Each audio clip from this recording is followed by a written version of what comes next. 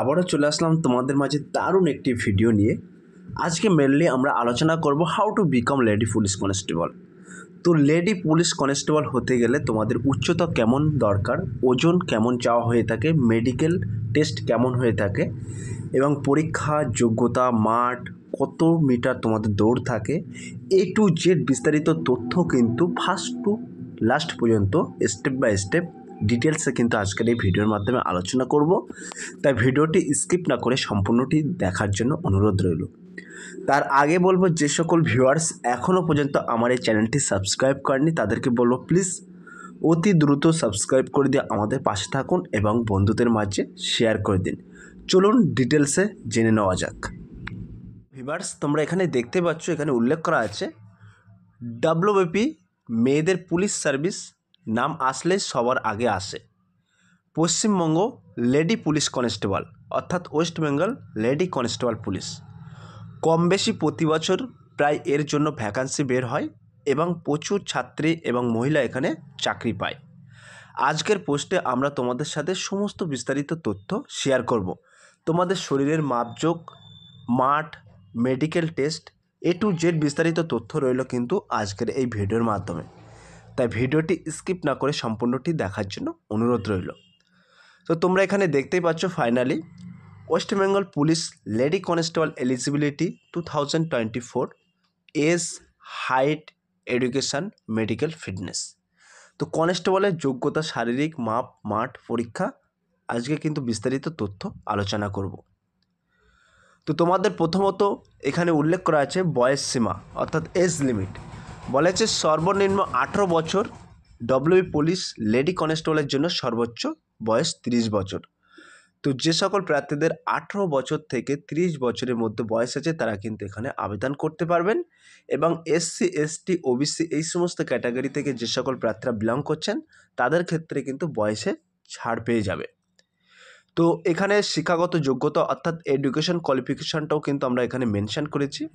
তো বলা হয়েছে অবশ্যই ন্যূনতম মাধ্যমিক পাস করতে হবে এবং বাংলা ভাষা জানতে হবে এবং বাসিন্দা কিন্তু প্রার্থীকে অবশ্যই ভারতের নাগরিক হতে হবে, তাহলে কিন্তু তোমরা এখানে আবেদনের সুযোগ পাবে। এবার আমরা সরাসরি দেখে নেব প্রিলিমিনারি পরীক্ষা অর্থাৎ রিটেন এক্সাম। তো প্রিলিমিনারি রিটেন এক্সাম কিন্তু এখানে উল্লেখ করা আছে। বলা আছে প্রথমেই সকল আবেদনকারীকে পরীক্ষার মাধ্যমে যাচাই করা হবে।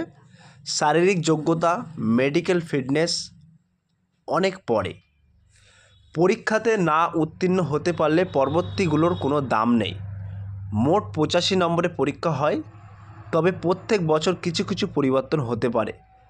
ধরে রাখতে পারো সিলেবাস একই, পরীক্ষা যেরকম বোর্ড নিতে চাইবে।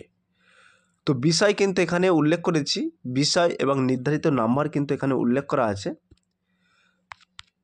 তো জেনারেল অ্যাওয়ারনেস এবং জেনারেল নলেজ বিষয় থেকে কিন্তু 25 নম্বরের প্রশ্ন থাকবে 25টি, ইংরাজি বিষয়ে 10 নম্বরের 10টি প্রশ্ন থাকবে এবং ম্যাথামেটিক্স কিন্তু 25 নম্বরে 25টি প্রশ্ন থাকবে, রিজনিং ও লজিক্যাল অ্যানালাইজ কিন্তু 25 নম্বরে 25টি প্রশ্ন থাকবে।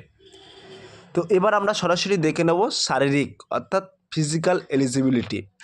তো শারীরিক পরীক্ষার ক্ষেত্রে প্রার্থীদের প্রথমত ফিজিক্যাল মেজারমেন্ট নেওয়া হবে, অর্থাৎ উচ্চতা, ওজন নেওয়া হবে এবং দ্বিতীয় প্রার্থী শারীরিক কর্মক্ষমতা বাছাই করা হবে।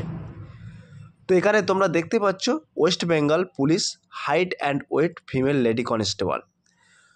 তো নিচে সাধারণ মহিলাদের জন্য তথ্য দেওয়া হলে, তবে গোর্খা, গাড়োয়ালিস, রাজবংশী এবং তফসিল জাতিভুক্ত মহিলাদের প্রার্থীদের ক্ষেত্রে কিন্তু সংরক্ষণ রয়েছে। তো এখানে প্রার্থী এবং প্রয়োজনীয় মাপ কিন্তু আমি এখানে উল্লেখ করেছি। তো সাধারণ শ্রেণী মহিলাদের ক্ষেত্রে উচ্চতা হতে হবে 160 সেন্টিমিটার এবং ওজন হতে হবে 49 কেজি। আমি কিন্তু কেবলমাত্র সাধারণ অর্থাৎ যে সকল প্রার্থীরা জেনারেল কাস্ট থেকে বিলং করছেন তাদের ক্ষেত্রেই বলছি। তো মাঠ অর্থাৎ রানিং অ্যাবিলিটি, তো রানিং অ্যাবিলিটিটা এখানে কিন্তু আমরা উল্লেখ করেছি। মোট অতিক্রান্ত পথ এবং সময়, মহিলাদের 800 মিটার দৌড় থাকবে 4 মিনিটে।